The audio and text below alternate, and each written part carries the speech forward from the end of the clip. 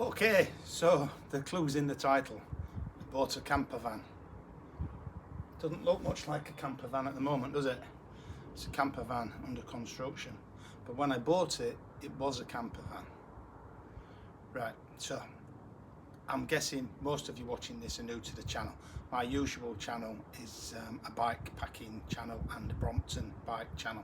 Do a lot of bike packing, wild camping, and I ride a Brompton bike.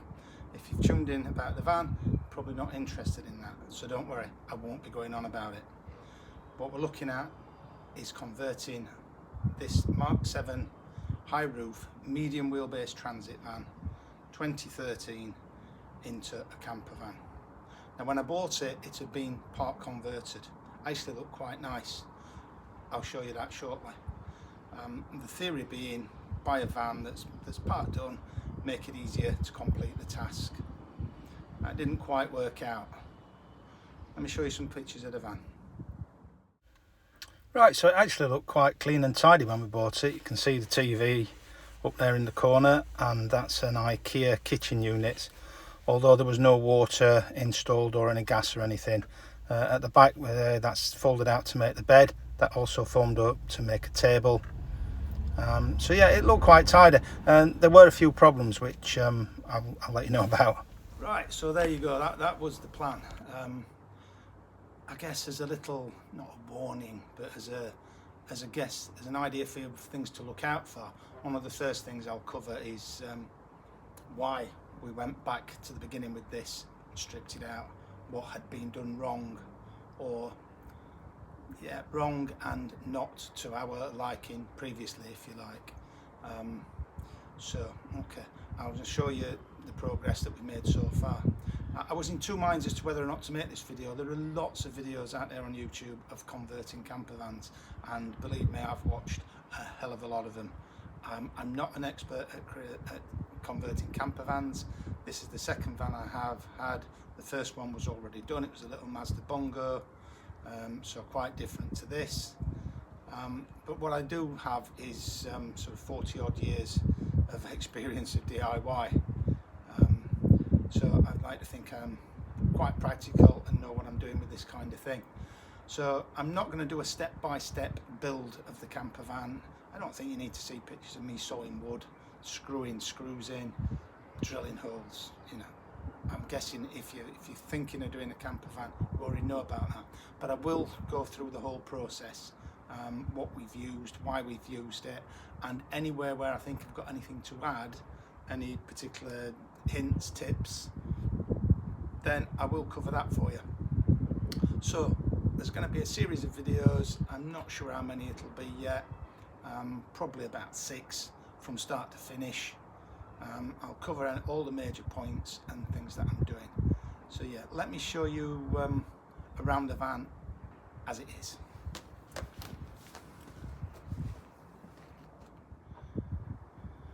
Right, so as you'll have seen from the photos, when we bought the van, it was basically all covered in this carpet material, 4-way stretch carpet as they call it.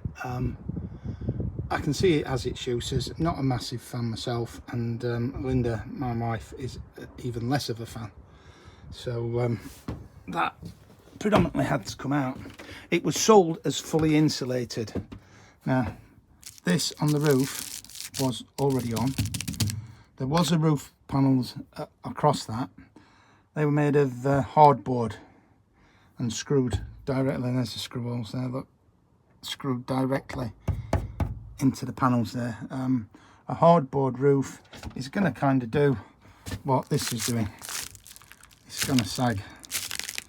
Not a good idea to make the roof out of hardboard, so that had to come off. As I said, they sold it as fully insulated, but all it had was this, which is a bubble wrap and this silver foil at both sides. Nothing wrong with that, we're reusing it. We have bought some more that we needed, but yeah, that's all they put on. Right, first thing we added, I haven't taken it off, was this. This is Dodo mat. It's soundproofing or sound deadening. Basically it takes some of the boom out of the panels. It does work. There were a couple already on, But yeah, we've added that to all the panels, and we'll be doing the same to the roof. So for us, the first layer is that. We've then gone, you can see there, with the bubble wrap, and then this fleece. It's recycled plastic bottles. The one we're using, show you, is that one, Dial, which we picked up in B&Q. So we're using that. I like the idea that it's recycled. It's also not particularly expensive, and it's relatively easy to put in there. So we're using that. Cables out of the roof there are from the solar panel. I think we're going to have to move that. I can see why they put it where they did. It's in right slap bang in the middle of the van, which makes it quite stealthy from down below. But we're going to change that. Right, what else have we done so far? We've got the floor down. I'll show you how we went on with that. In fact, I'll show you that now. So for these holes caused by the screws that were holding the ply floor in previously, I'm using a Dremel with a wire brush wheel on, just to get the surface rust off, and then I shall treat them with a Hammerite anti-rust paint or rust converter, and then fill the holes with a metal putty, and finally a coat of Hammerite, yeah, and then the metal putty, just to seal those up and stop any further rust coming through. Right, so you can see here then that the floor's nearly down, or the insulation for the floor's nearly down, and the battening. So that's the way we've chosen to do it. Couple of things with this. There's just one panel left to put in, and I will just show you how I cut the Celotex. Celotex, I think, is the correct name for it. This is recycled. It also comes as Kingspan and several other brand names, but it's basically this board. So I've gone with the 1-inch board. There's a good reason for that. I'll show you probably better this end. So with these battens, I got these from Wicks. They seem to be what most people use. They're pressure treated roofing battens, and if you turn these with this one the other way up, so most of them are fitted that way, and then if you turn them the other way up, they're the same height, where they're not fitted on a rib. So that means then you can stock in like that. The reason that's lower there is because there's no rib between these two battens, if that makes sense. So as I said earlier, this is a medium wheelbase van, and for this project, for the floor, we've used one of the large single sheets, and I bought a pack of these. I think there's 6 or 7 of these, 120 by 60 sheets, and got that last one in there. I've got 3 of these left. That worked out cheaper than buying 2 big sheets, and it's more than enough, so I may well reuse some of that on another part of it. Right, so that's the floor. What I'm on with today, a rare sunny day, is I've just fitted this and one on the other side. To give you an idea of where the van's going, at the back here is going to be the bed. The bed is going 90 centimeters high, which takes it up to about here. Now most people come off this beam in the van to do that, to do the bed and do it down there. We're bringing it up, so there's nothing to attach to, so I'm making some supports to come up to about this level, and we're going to have the bed. It's going to come out 3 foot there, and then a slide out portion, another 3 foot to bring it out to about here. So we've got a 6 foot or just over 6 foot bed, full width double bed that will slide out. it will slide at this side over the units. The kitchen is going at this side, so from there it comes just out into the door. The other side, there'll be a cupboard here that will house the toilet, a cassette toilet, so that's going in there. That will house a cassette toilet. We've then got seating, it's about here, where there'll be a tall wardrobe unit